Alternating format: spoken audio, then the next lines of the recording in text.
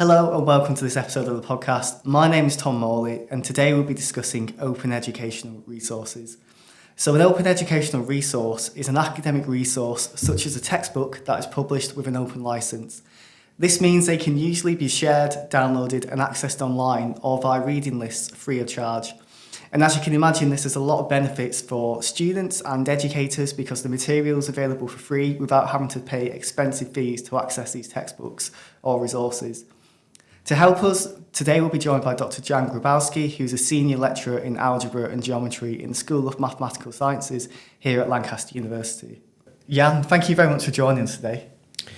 Thanks for having me. I'm looking forward to the conversation. Just to get us going, please can you tell me a bit about yourself and your teaching? Sure. So I'm a senior lecturer here in the School of Mathematical Sciences at Lancaster. I've been in Lancaster for about 13 years now. Taught a variety of modules from first year up to fourth year undergraduate. And in particular, we're talking about some teaching I started a couple of years ago when I took over an existing third and fourth year module.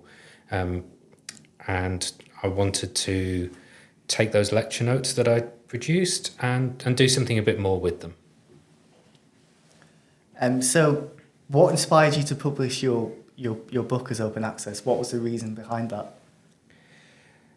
So the idea sort of came from a mix of wanting to try to get my lecture notes out a bit more. So I decided when I rewrote this course that I wanted to try and take a slightly different sort of approach to the approaches that are in the sort of existing textbooks. So in mathematics, textbooks have quite a long shelf life because the nature of the subject is such that a book that was written 30 or 50 years ago actually is still quite a good source often. But of course, each time you teach something, you want to bring a bit of your own personality into things. And actually, I also wanted to introduce some slightly different topics and a slightly different approach than had been in the existing books.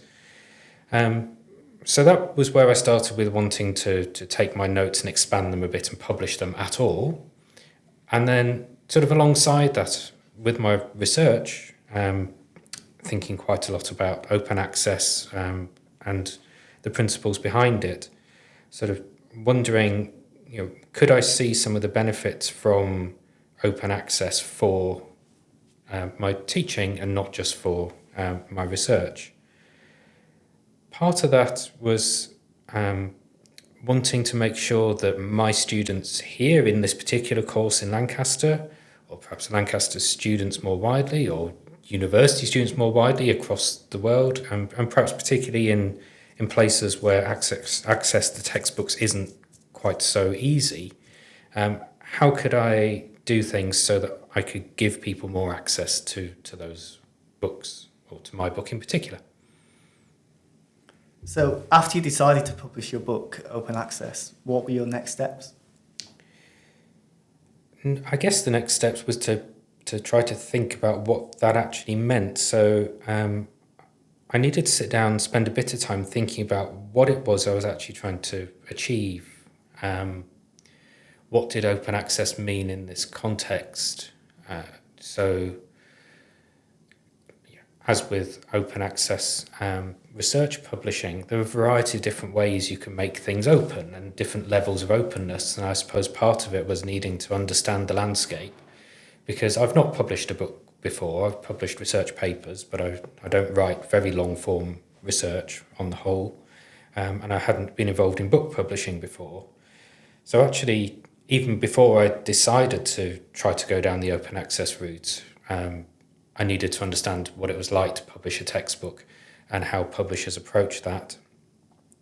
So I had a number of conversations with colleagues in the library who were extremely helpful, trying to guide me through what that process might look like.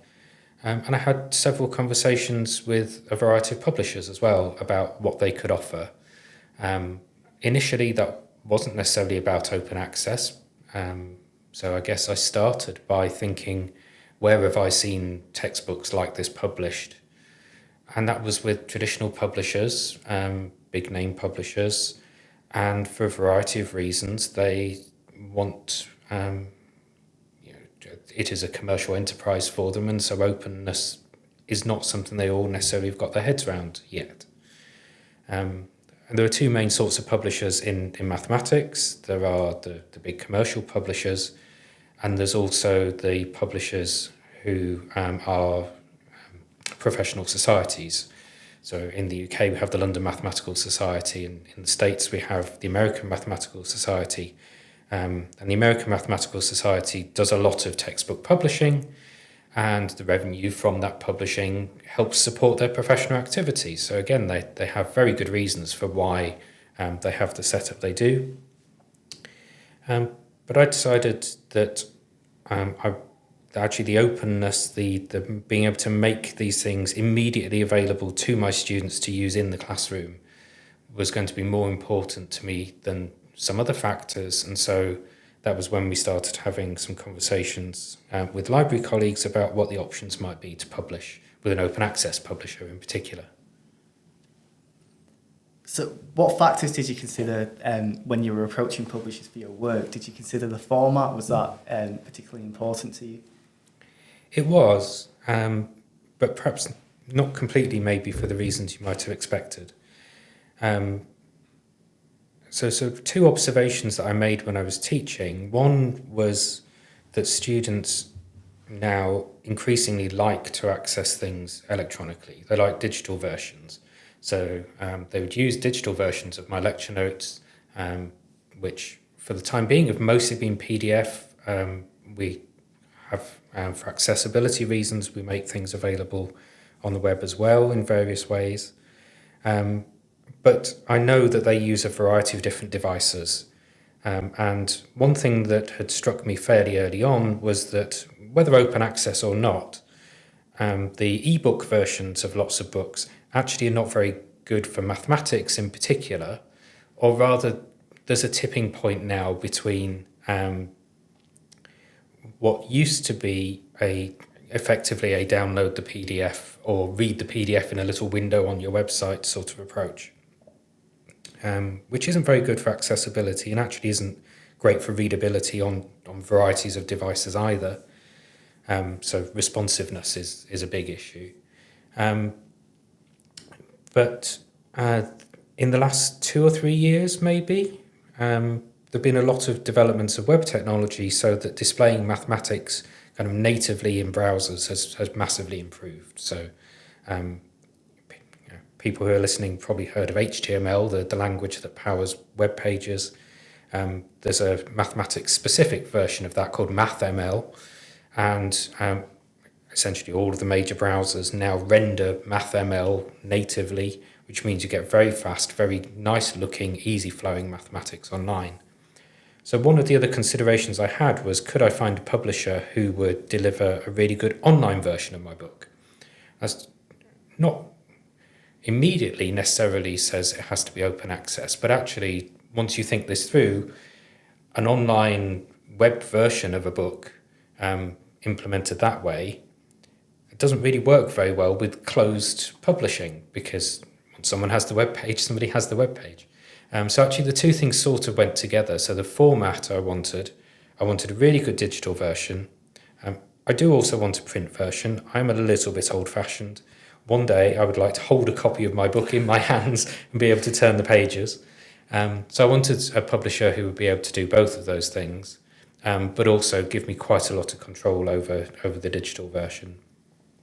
And then also have this element of openness, or at least the sort of openness where people would have the choice how they access the particular materials. You know, if they wanted to pay some money to buy a print copy, that's fine, but perhaps not everybody wants to or can. Yeah. And did you have any concerns when you were choosing a publisher? For example, perhaps around issues such as copyright or intellectual property? Was there any kind of anxieties that you had before embarking on this journey? Yes, there were. I mean, fundamentally, I didn't know how publishers would feel about some of these issues, and it was only really through talking to them and talking to other people about it that I started to work out what it was I thought I really wanted. So now I think after having spent some weeks and months thinking about it, I've come to some sort of sense of what I feel. So one thing that I feel quite strongly is that if these are going to be open access educational resources, I don't really want somebody coming along and then wrapping this in a wrapper and selling that on for their own profit. So one thing that I'm thinking about and in discussions with is about when I choose a suitable license for publishing, does that have a non-commercial condition in it? Also,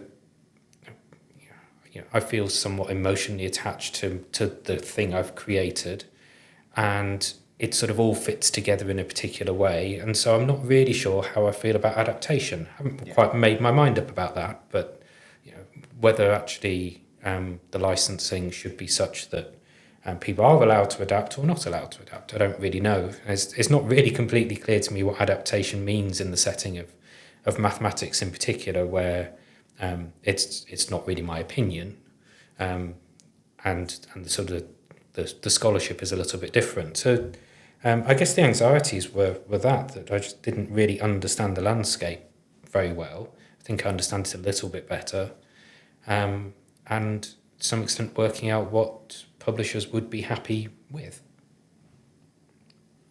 Do you have any advice for other academics who are considering publishing their work open access? For example, are there any common misconceptions that they should be aware of?